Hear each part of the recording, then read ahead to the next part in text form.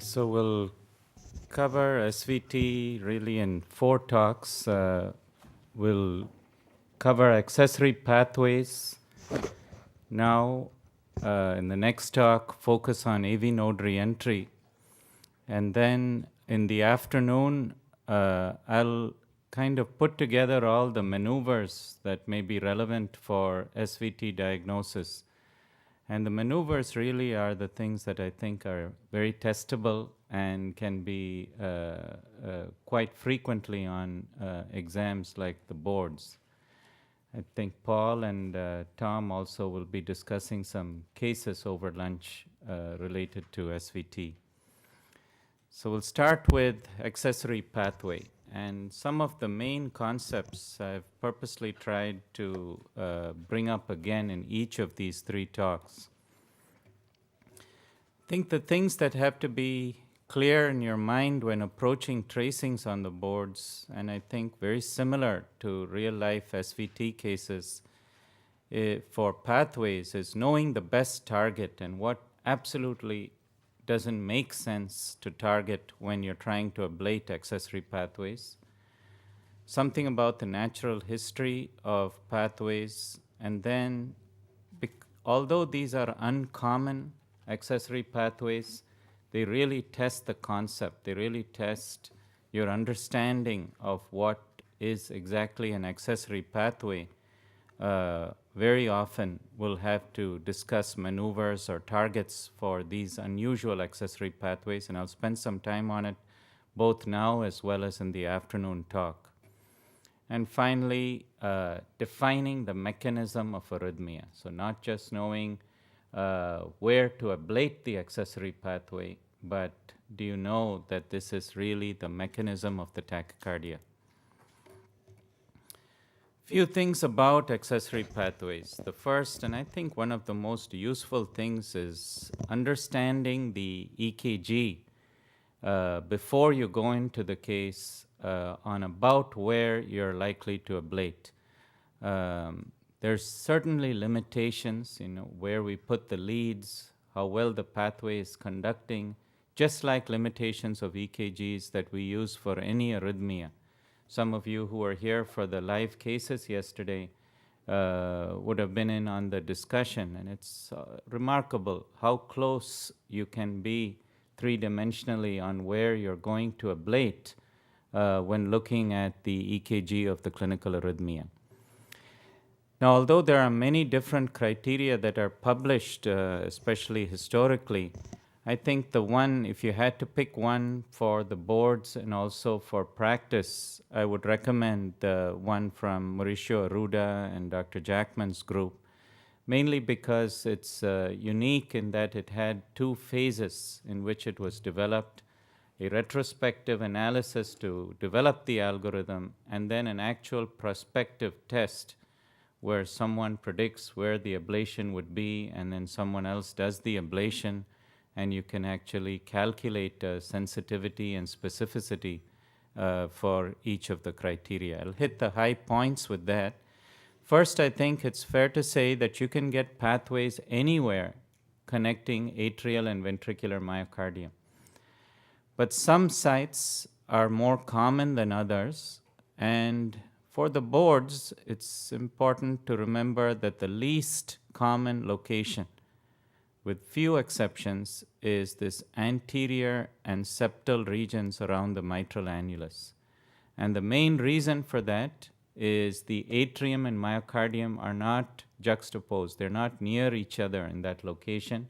You have the aortic valve in between, and because of that and the aortic mitral continuity, pathways are very unusual. They do occur, and I'll give an example right at the end of this talk. The main things when trying to look at that criteria for practice and the boards, I think, are really 3 things. First is, can you say whether this is a right or left-sided pathway? Second is this on the septum or the free wall? The issues related to ablation, complications, difficulty are so different between septal and free wall pathways that that's useful. And third, so-called epicardial pathways. Can you tell if these will likely require ablation in the venous system or using an epicardial approach? I think all the other stuff is nice to learn, but most of it you can figure out just from your general understanding of EKGs. The real important pieces of information are answering those three questions. So let's see how they're answered in this using this criteria.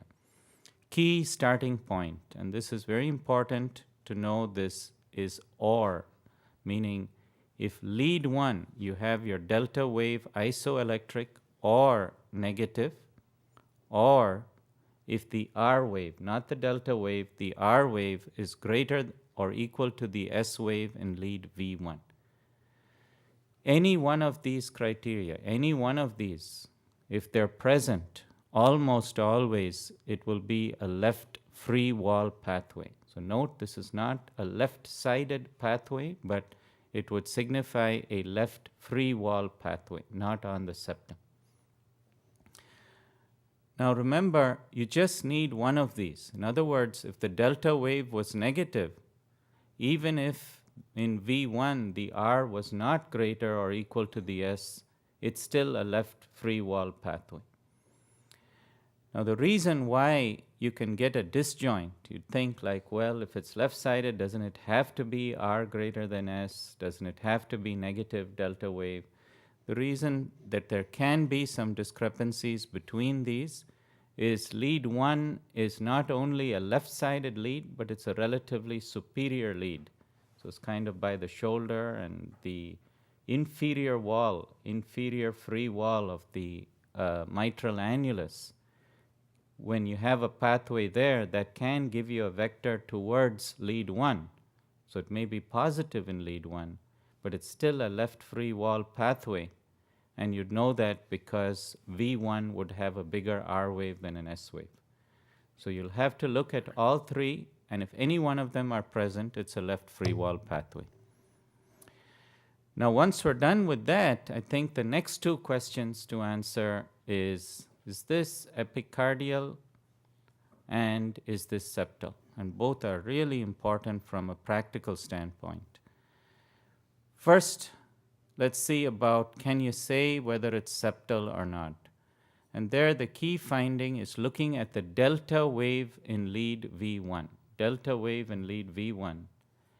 If that's isoelectric or negative, and then becomes positive in V2, V3, V4. So the delta wave, regardless of right or left-sided pathway, if the delta wave is not positive in lead V1, it's a septal pathway. So this is a very important finding, and I think when I think back of patients who've been referred or there's been difficulty or unnecessary damage to the AV conduction system, it's often failure to appreciate this simple EKG finding. Even if you have a tiny little positive delta wave in lead V1, the odds are very heavy that this is not on the septum. Now, sometimes you will really question this finding when you're mapping in the EP lab, and the reason is it's a lot easier to get contact and map carefully on the septum than it is the free wall. The minute you get off the septum, catheter starts bouncing around, it's hard to map. So even if there was a pathway potential or a true earlier site of activation there, you may not find it, and you have to remind yourself of this rule and say, well, maybe I should just look a little more carefully before I ablate on the septum. So delta wave, even if tiny, and it's there and it's positive in lead V1, it's not septal. On the other hand, if it's isoelectric or negative, it's a septal pathway. Finally, another very useful finding is if the initial portion of the delta wave in lead 2, the initial portion of the delta wave in lead 2, if it's negative, immediately negative delta wave in lead 2, that's very likely to be a pathway that you will wind up ablating perhaps in the coronary venous system, often in the middle cardiac vein. So let's look at a couple of these. So for this one, for example, if you look and see, you'll say like delta wave, is it negative? No, in lead 1. Is it isoelectric? No. Is the R wave greater than the S wave in lead V1? No. So none of those are fulfilled. This would be a right-sided accessory pathway. Look at this one and see about trying to say about where this pathway would be. Tall, positive delta waves in 2,3 AVF. Eyeballing this, you'll say right side pathway. Question is, are you going to be ablating in the vicinity of the His bundle? Or let me say, will you likely see a His bundle electrogram on your successful ablation site? There, the key thing is, His always lives on the septum, the membranous septum. So the question you're asking is, yes, I know this is an anterior pathway, but is it on the septum? And there you look and see there is a positive delta wave. Tiny, but positive delta wave in lead V1. You're likely to ablate this off the septum. Maybe a far field His bundle electrogram. Maybe you'll have trouble with contact. Maybe you'll have to tuck the catheter underneath the anterior leaflet of the mitral valve, but it's not going to be on the septum. One important thing to remember when you're thinking about this polarity of the delta wave is it's got to be the initial portion. So you have to kind of line up all the EKG leads, and wherever that first delta wave you've diagnosed, draw a line, and then in each of these, look at the vector or whether, is it isoelectric, is it negative? For example, every single posterior pathway will have a negative delta wave in lead 2. But what you want to see is the initial portion negative. Here it's not. The initial portion is isoelectric. The first 40 milliseconds here is isoelectric. This is not going to be, is unlikely to be a pathway that you'll ablate in the coronary venous system. On the other hand, you look at this and you notice straight away it starts becoming negative.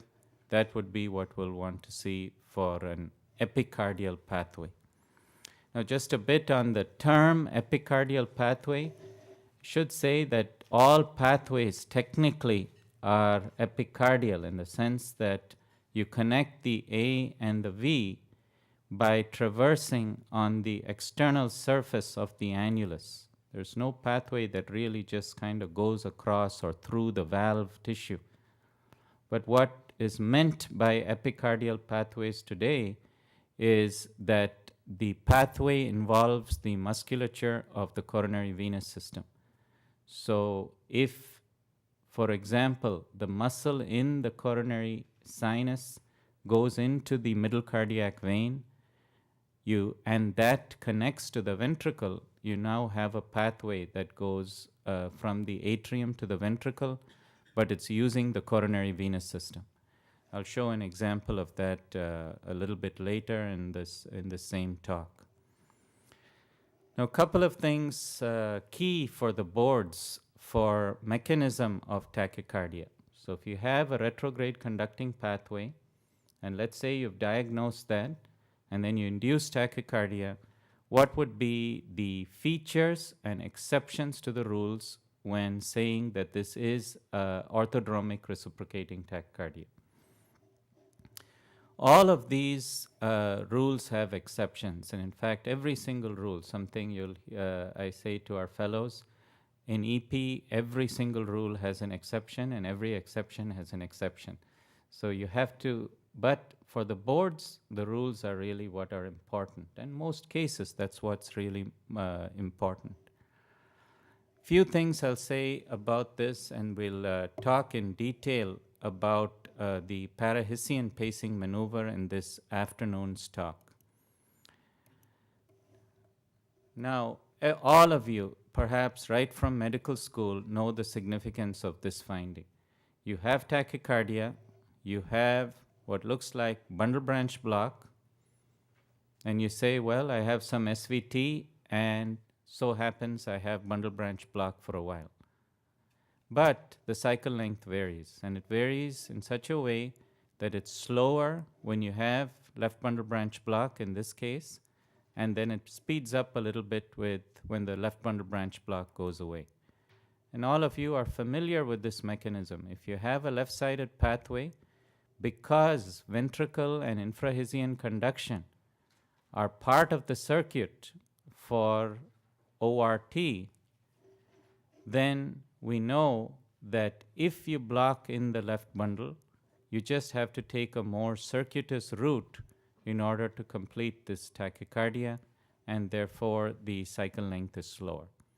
Now, there are some nuances to this that could potentially be testable for the boards as well. First is sometimes the cycle length itself won't change. And the reason for that is when you kind of take longer to come up here, the AV node may be quicker and they compensate just about equally, and you wind up having no perceptible change in the cycle length.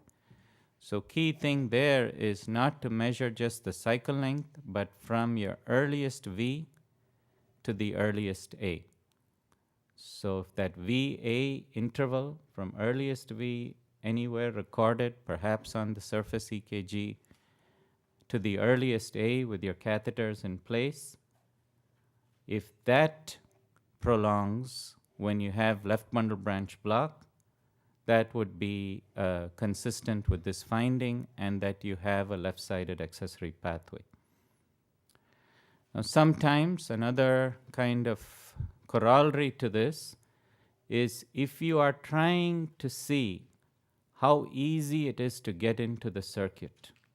So you're doing some kind of ventricular pacing maneuver, say PVCs, how easily you can reset the tachycardia with PVCs. I'll speak a little bit later on this so-called pre-excitation index. If that changes, so how easy you reset the tachycardia, if that changes based on whether you have left bundle branch block or not, that also suggests an accessory pathway. And you can use very similar logic to figure out where the accessory pathway is located. For example, if there is no left bundle branch block, and I put in PVCs to try and reset the tachycardia from the right ventricle, the real circuit is using the left ventricular myocardium, so I have to get into that circuit. So I have to have an earlier PVC, or I have to pace faster in order to reset the tachycardia. On the other hand, if that same patient with the same pathway and same tachycardia gets bundle branch block, left bundle branch block, now when I pace from the RV in this region, I'm actually in the circuit, so it's easier to reset the tachycardia. Not so early, PVC is able to reset the tachycardia. So it's just another way of kind of saying the same thing. And another take on the same maneuver is also very useful with putting in PACs in white complex tachycardia. And I'll talk about that this afternoon. Now, a few things about observations. Eccentric retrograde activation. Is it diagnostic of orthodromic reentrant tachycardia? In other words, is it pathway-related tachycardia? So yes and no. So yes, because AV node reentry is going to be, so really here we're taking atrial tach out of the picture, and let's say we figured out this is either AV node reentry or orthodromic reciprocating tachycardia. And you see an eccentric sequence. Does it mean that you can forget about AV node reentry? The first answer is yes, because the AV node and all its components the fast pathway, the slow pathway, right side pathway, left side slow pathway, all exit very close to the AV node. Since that's a central structure, if you have an eccentric activation, it would be AVRT. But what you have to be careful about here, and I'll stress this in the AVNRT talk, is the coronary sinus activation sequence may appear eccentric in some forms of AV node reentry. So we'll discuss that in detail. But if you were to just go by the coronary sinus activation sequence, then you cannot use this as an absolute in saying if it's AVRT or AVNRT. This is an extremely useful maneuver, and one that all of you have used in your practice, or if you're recently out of training, in your training. PVCs, when you put them in, when you know the His bundle is refractory, if that pre-excites the atrium with the same activation sequence as seen during tachycardia, resets the tachycardia or terminates the tachycardia, that would be diagnostic of ORT. There are exceptions, and we'll briefly talk about one exception this afternoon, but let's look at each of these parts very carefully. First is historically a useful number or index is the so-called pre-excitation index. It's important to remember that when this was studied, our understanding and appreciation of the varieties of SVTs was limited. For example, some forms of atypical AVNRT, decremental retrograde conducting pathways, they really were not included in this series. So you have to take this as kind of a general guideline. But what this essentially states is it's harder to activate the atrium during SVT if it's AV node reentry, because you have to try to climb back up through the AV node. Now, numbers, I think, reasonably useful to remember for the boards.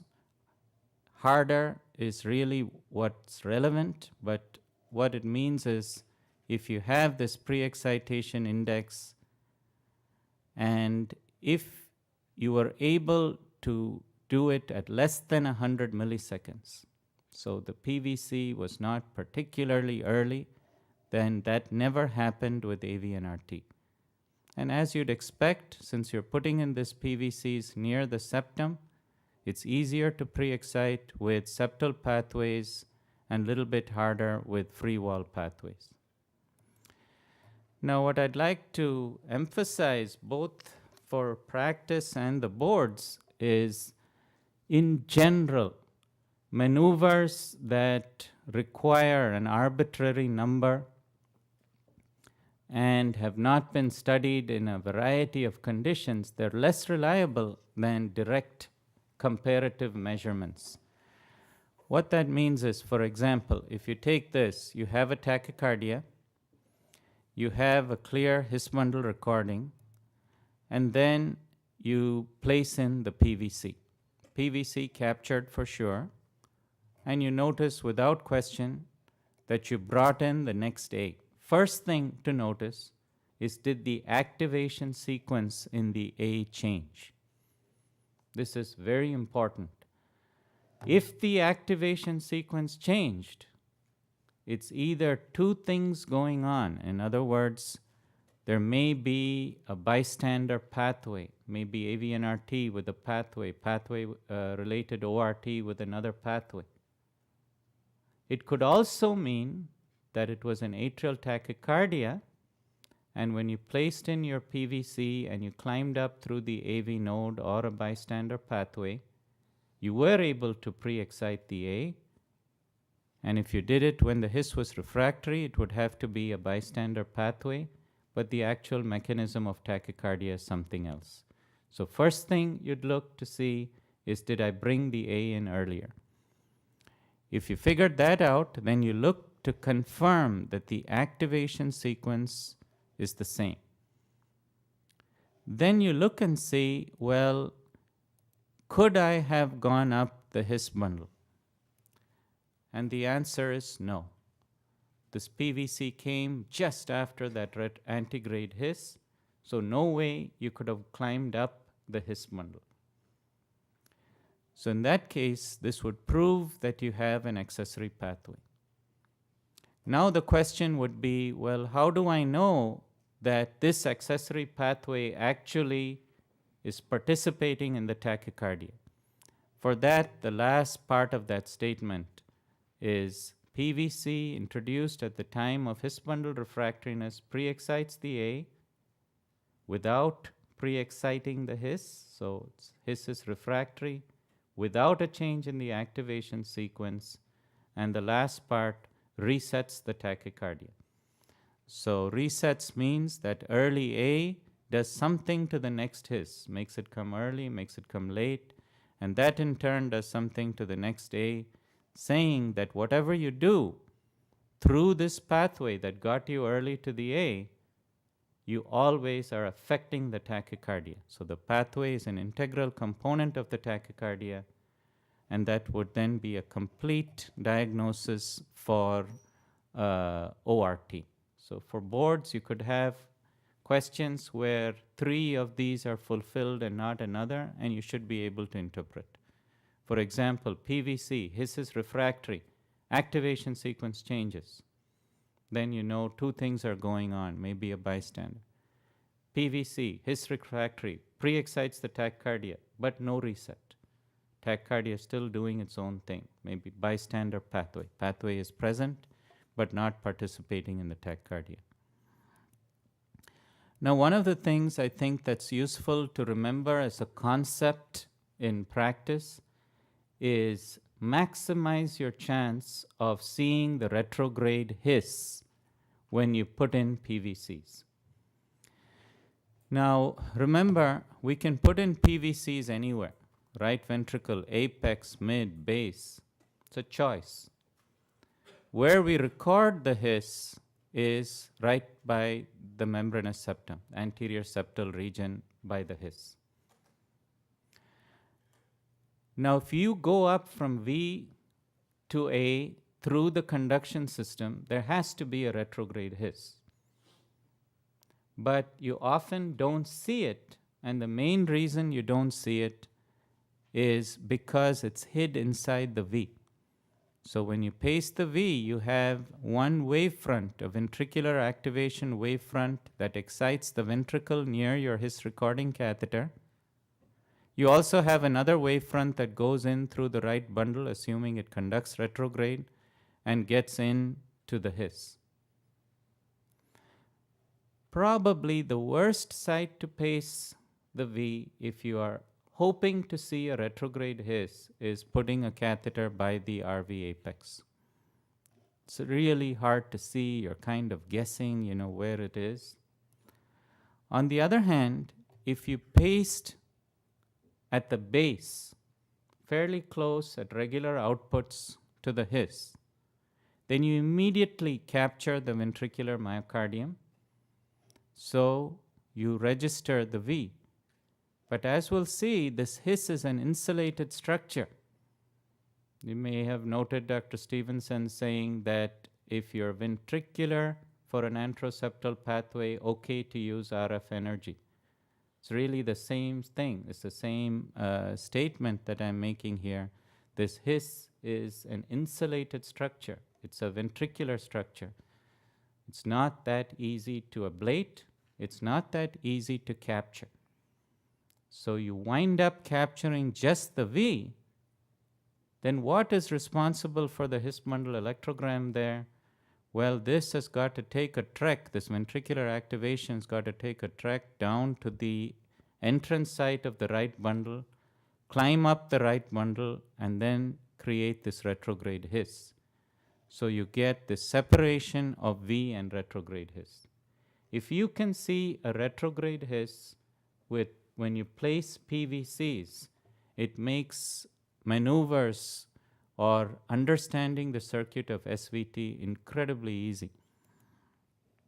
For example, you no longer now have to think about like an arbitrary number to say, oh, this was hard to get in or not got to get in. You place a PVC and you just see how much did I pull in the retrograde His, how much did I pull in the retrograde A. If the retrograde A came in 90 milliseconds and the retrograde His was pulled in 10 milliseconds, that's an accessory pathway. If you pull in the retrograde His 30 milliseconds and the retrograde A 30 milliseconds, and every time it's like that, then you're going up through the AV conduction system. Now, this is perhaps an even more useful finding when you see it in tachycardia. And we'll discuss this again a little later. But one of the hardest arrhythmias to figure out in the EP lab is when you have a long RP tachycardia and you're trying to see, is this a decremental or long conduction time retrograde pathway? Is this a variant of AVNRT with a long RP interval or an atrial tachycardia?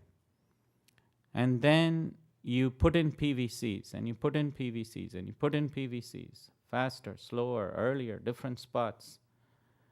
And you're just not finding pre-excitation of the atrium. And then you're left with wondering, what was this mechanism of tachycardia?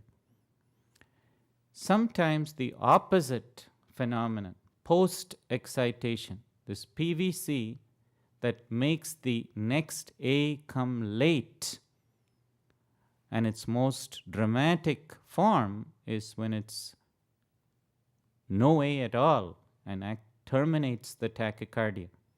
So delaying or terminating the tachycardia by putting in a PVC will be easily observed in those cases with a decremental pathway and will be diagnostic.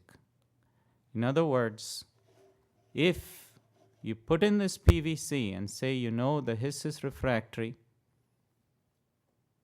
it never went to the A and it terminated the tachycardia. So just something you did in the V terminates the tachycardia. Then the V or the accessory pathway, by conducting into the accessory pathway and blocking before getting to the A, has to be part of that circuit. Notice when we state this finding, when we state the significance of this finding, PVC His refractory delays the next A or terminates the tachycardia, it's diagnostic of ORT. We're not mentioning that last part of the last statement about resetting the tachycardia. Don't need that when this phenomenon happens. Because if this really was AVNRT, and by the way, you have a pathway, there's no reason just because you didn't conduct in the pathway, the tachycardia should terminate. Similarly, if you delayed with this His refractory PVC going to the A, if it was AVNRT, there's no reason it decides to sit and wait until the pathway conducts back to the atrium. So if you have delay or you have block without getting to the A, then that's diagnostic of ORT. And in fact, if you go back to that PVC run that was so perplexing in that long RP tachycardia case, there probably would have been one very early that you saw this delay, and you would have had your diagnosis if this was a poorly conducting or decremental retrograde pathway. Now, the next 15 minutes I'll just spend on two important aspects about mapping accessory pathways. So, you have some choices about how you're going to target the accessory pathway. Some of these are bad choices, some are very good choices, some are okay. So let's look at some of them. Now you could look with an antegrade pathway, the earliest V, with a retrograde pathway, the earliest A. You could look at whether the AV or VA intervals are fused or tight. You could look at defining the pathway potential as the target for ablation. The one that is the worst of this group is looking at the so-called tight AV or VA intervals. The reason for this is, remember, let's say that you are pacing from the right atrium. The AV interval on the coronary sinus is a pseudo interval. It's just a race between the A reaching there from your pacing site to whenever you got to the V, pathway, AV node, both, and that reached that particular electrode on the CS. So it's just two wavefronts kind of racing to get there, and if by chance they get there at the same time, that's going to look like a very short AV interval. Same thing with ventricular pacing and a VA interval. So if you just look at this, in fact, next time you do an AF ablation, there's no pathway, nothing. Just pace from the low right atrium and look at your CS, and I would bet you there will be something that shows a real short AV interval. There's no pathway there. This AV or VA interval is meaningful if your pacing site is close to the site you think the pathway is located. In other words, you have a short AV interval with RA pacing on the mid CS. Doesn't mean anything. Could be pathway, may be nothing. But if you pace from the left atrium, if you're looking at antegrade conduction, fairly close to that electrode, and you have a very short AV interval there, then it probably does mean you're very close to the site of conduction from A to V. Now let's look at a few things. First, what is actually the early V, early A, or this accessory pathway potential? I think it's clear that if conduction goes through most structures in the heart, you have a definite electrogram that's recorded because of conduction through that structure. Just like the His bundle, pulmonary vein, myocardium.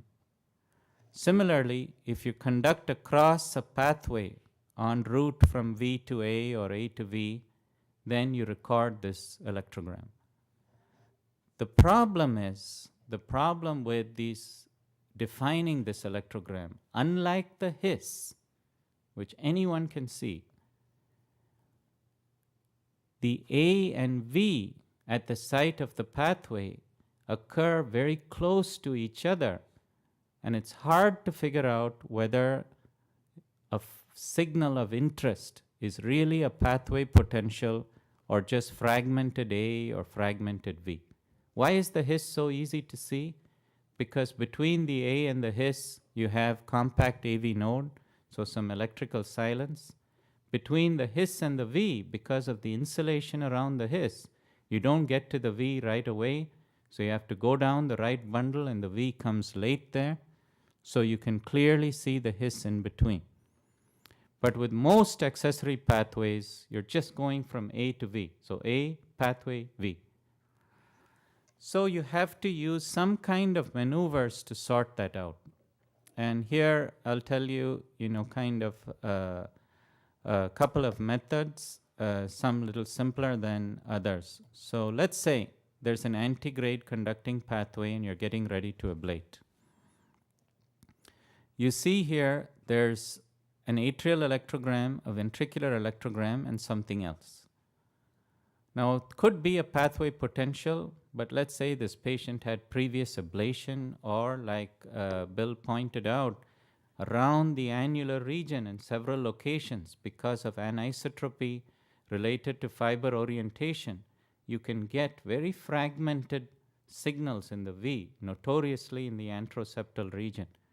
So just the V looks funny. How do you know whether that's a pathway or a V? And similarly, if the A has been ablated, you could get fragmented A. So there, just use this simple kind of principle and easily something that can be testable on an examination. So you just ask yourself, well, what could this be? Could be pathway, could be V, could be A. So now put in an atrial extrastimulus and you block in the pathway. When you block in the pathway, that local V follows the QRS and comes late. So anything that's part of the V is going to move with that for the most part. So if this signal did not move with the V, then it's not part of the V. It's not part of the ventricular electrogram. Now, what that leaves you with is it could be really a pathway potential or it's just a fragmented A. And for this, what you can do then is start putting in PVCs. So sensed PVCs during sinus rhythm or during atrial pacing. PVC comes earlier, ventricular electrogram will come earlier. As you keep moving it forward, you then notice that this electrogram moves with the V, gets superimposed with this candidate potential, and is clearly dissociated. So this is a little harder maneuver to do. This is an easier maneuver to do. Moving with the V, no, never did, so it's not V. Now, if you think about it, you really don't care too much about whether this is part of the V or not, isn't it? If you are mapping an antegrade pathway and you're, say, finding the earliest V and you found this signal and it's super early and you're thinking pathway potential or V, suppose you got it wrong and this really was a really, really early V and you're pacing the atrium close to the pathway, chances are you're going to be successful there. What you really want to know is to make sure it's not a fragmented A, because that would be entirely meaningless, right? Just so happen that that A is not healthy there. That you know very easily. Same maneuver. You now blocked in the pathway, same A, you're capturing exactly the same atrial electrogram, but look, that signal is missing. So you dissociate it easily from the A. It's not A. And for most practical purposes, this is enough for you to say this may be a reasonable site to ablate. But taking that little extra step of showing it's also not part of the V can give you that much confidence that this is the site I'm going to be successful. Let me make sure that this is contact and then energy delivery, and if you will have ablated the pathway in that location. Let's take a look at this example here. So this is a patient who had, I believe, 4, maybe 5 ablations for an accessory pathway. Older individual, had mitral annular calcification, renal disease. Ablations were done first 3 times in the coronary sinus, 4th time in the endocardium of the atrium, and was referred for epicardial access and ablation. That was the idea. So you can look here and see, okay, ventricular pacing, clearly eccentric, way earlier than anything on the septum pathway. Then you see funny looking signals. And how do you know what's what? Is it ventricular? Is it atrial? Is it pathway potential in here somewhere? Simple thing is just pace to get VA block. So A disappears on some beats. Whatever remains is not A. Similarly, this potential, this thing here, in between, when you got VA block, that disappeared. So this is V, so that all of this is not V. Now you could take the extra step and then place PACs during ventricular pacing to start moving the A and look at the relationship with this signal you suspect is an accessory pathway potential.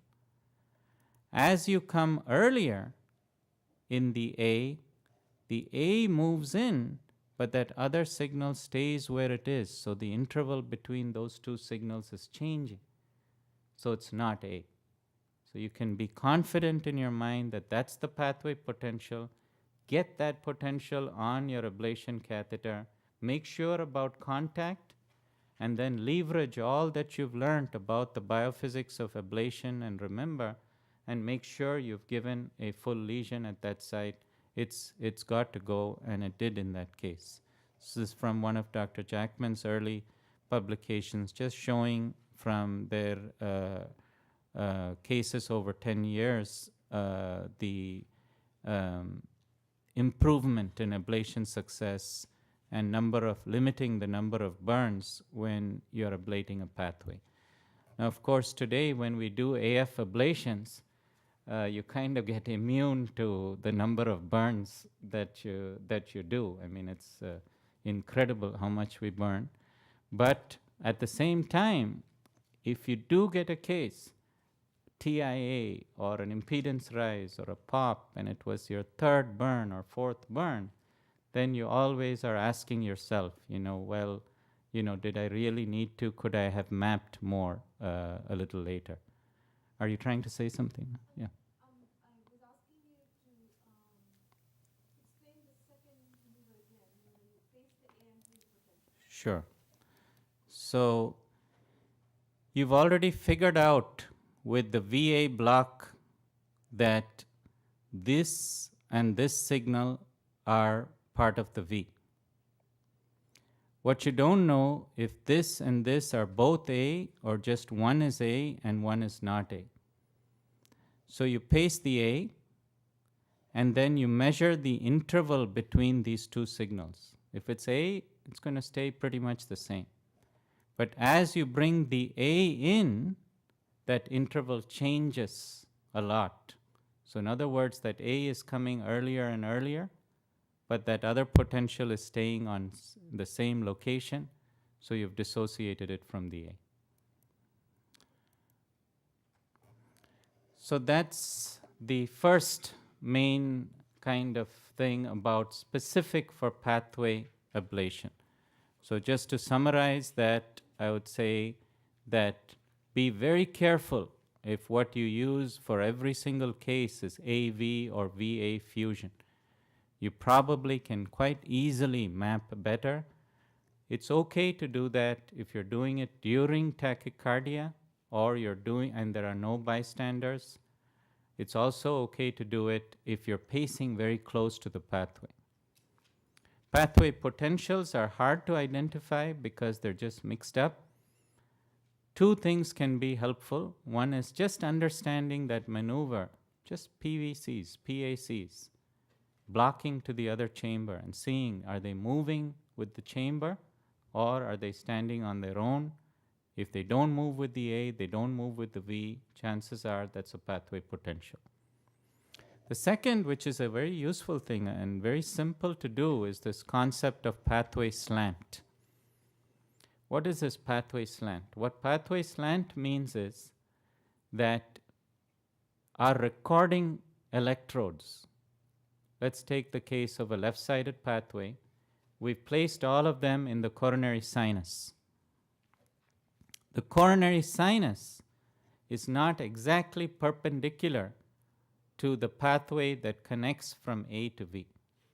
It's slanted, it has some angle, and this gives rise to some interesting phenomena that you can use both to identify the pathway potential, and sometimes it can be very helpful in picking a relatively safer place for ablation of an accessory pathway. So here's how it works. This was also described by Dr. Jackman and colleagues. So here's the basic concept here. Recording electrode. Let's say this is the pathway. These are the recording electrodes.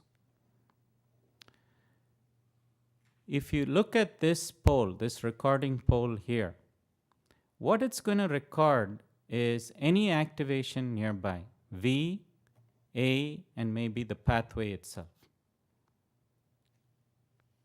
Now, because this is slanted, let's say you're pacing from a location here, say more septal. Notice, as that wavefront comes to this electrode, it started climbing up the pathway even before it reached the electrode, the ventricular electrograms near the electrode, the ventricular myocardium near the electrode. So the V pathway is very close to each other. On the other hand, if it was coming the other way, the wavefront, you reach the V first. So very similar to what I mentioned about pacing near the base versus apex. You reach the V first, so you get a V, then you have to get into the pathway, then you climb up, get a pathway potential, and then you get to the A and reach this atrial myocardium. So the local VA interval changes, same rate of pacing, just by pacing on two different sides of the pathway. So how does this help to know that a pathway is slanted? First is it kind of illustrates why it's nice to be right on top of the pathway when you ablate. If you're at the earliest A or with antegrade earliest V and catheters moving around, you kind of have a half chance that you're going to ablate that pathway. Second is if you pace against the slant, so ventricular insertion septal, but you're pacing more lateral, then it's easier to see a pathway potential. And third is sometimes you may have decided that it's safer to ablate this more ventricular or more atrial because of proximity to some tissue that you don't want to injure. Then knowing which way it's slanted may be able to tell you, like, where would I be better off ablating it? If I want to be ventricular, should I go a little more septal or go a little bit more lateral? So concept of pathway slant, one very simple way of asking this question can be, can the VA interval at the site of the pathway, when recorded by a coronary sinus electrode at the site of the pathway, can it change when the pacing rate doesn't change? The answer is yes. It depends on which side of the slant that you would be pacing at. So how do you actually create this different wavefronts? So let's say it's a left-sided pathway. Very simple trick is if you switch between outflow tract and apical pacing. So you're still pacing in the RV, but switch between outflow and apical pacing, the ventricular wavefront will change along the mitral annulus. You can just try it in any case just to see this for yourself because of the way the fibers are oriented and connected. And because that changes, that's what you want to do. Change the ventricular wavefront and see, is the VA tighter or the VA further apart? Further apart, you're against the slant. Closer together, you're pacing along the slant. Ventricular insertion septal, you're pacing septal, the VA will be tighter. Now, just a few things about bystander accessory pathways. When you're going to figure out this is happening is really kind of 4 situations, and all of them can come up on the boards. If you put in a PVC to pre-excite the tachycardia, and you notice you do, but you don't reset the tachycardia, think bystander. Activation sequence changes, but similar cycle length. Same tachycardia, but there's some bystander. Unexpectedly early sites in tachycardia. So left side pathway, left side ORT, lateral CS. But then HRA is 2 milliseconds after the CS. How's that possible? So it's got to be some other way you're also activating the A. So unexpectedly early sites, far away sites are getting activated too early. Multiple early sites. Look at this, for example. Same cycle length of tachycardia. Exactly the same. You look at this beat and say, oh, I know what that is. Left side pathway. And it's true. Then you look at this and say, I know what that is. That's AV node reentry. VA is really tight. Then you look at this one and you say, wait a minute, that HRA is unexpectedly early. So you say, I know what that is. There's a right-sided pathway. All are true. But how will you know what the basic mechanism of tachycardia is? You can usually tell by what's fixed. In other words, this one you know is not AVNRT. You know it's not a right-sided pathway, and the rate is the same all the time. So this is the tachycardia. So the one you can say clearly, and then everything else becomes a bystander. It's just same showing that that site where the pathway is the same regardless of whatever else is getting early or late. Same thing where you see this pathway, but whatever was activating the septum early is not, right side is still early on that one. And you could see, but you'd pick these up. You'll pick these up because same rate, changing sequences. What's a little trickier, I think, is when the sequence doesn't change. Let's say they all look like this beat. You still should pick up that this has got to be more than one thing going on, because you're early here and almost on time you have the HRA. Yes? So the first point you made that the PVC pre-excites the A, but it does not reset the tachycardia, so the his is on time with the previous. How would you differentiate that with the, I understand, rare occasion that there is, some delay in the AV node and the his by chance comes on time? So question here is, let's say you're putting in a PVC, and the way you know whether you're placing the PVC when the his is refractory or not is that you are looking at the his, previous beats, and then seeing, well, this next his, is it exactly on time? And if I understand correctly, the question here is, well, isn't it possible that what happened was the AV node decided it's going to come a little early on that beat, and if that were to happen, the his came earlier, and your PVC was also placed relatively earlier, and it looks like this his must be refractory, but really the reason is that the his came early for some other reason. Is that right? No, what I asked is the following beat. Oh, the following beat. Pre-excite the A, and by pre-exciting the A, you pre-excite the AV node. Okay? So you hit the refractoriness of the AV node, so there's a delay. Yes. So that is something that I actually mentioned. Maybe I should make clearer. That's a simple scenario. I'm grateful you didn't ask the other question. But anyway, there's the issue is that you put a PVC. This was refractory, no doubts. You brought in the A, and then you're saying, did I reset the tachycardia? And you're hoping to see that next his come early, but it might come late. And that's okay. Reset doesn't mean that everything has to come early. If you make that next his late, and maybe that makes the next A late, that's just as good evidence of resetting the tachycardia. Whenever someone asks a question about PVCs during tachycardia.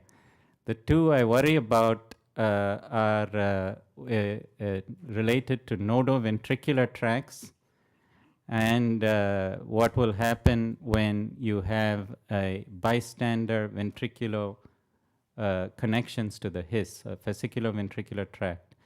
I'll try to cover this a bit, but in my own mind, I never worry about this because I'm not even sure they exist. So, but we'll cover that. I think since we've gone for an hour, and I see Dr. Packer here, what I'll do is continue with antidromic tachycardia and a couple of the variants, touch on what these nodoventricular tracts are supposed to be, and then conclude with AV and RT in the next session. Thank you very much for your attention.